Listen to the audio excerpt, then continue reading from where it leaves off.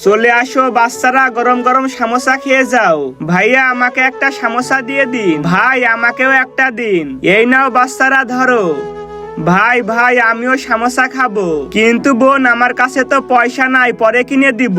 আমি এখনই খাবো। ভাইয়া ভাইয়া আমার বোনকে একটা সমোসা দিয়ে দিন। বাচ্চারা তোমাদের কাছে কি পয়সা আছে? ভাই আমাদের কাছে তো পয়সা নাই, কিন্তু আমার বোন অনেক কান্না করতেছে।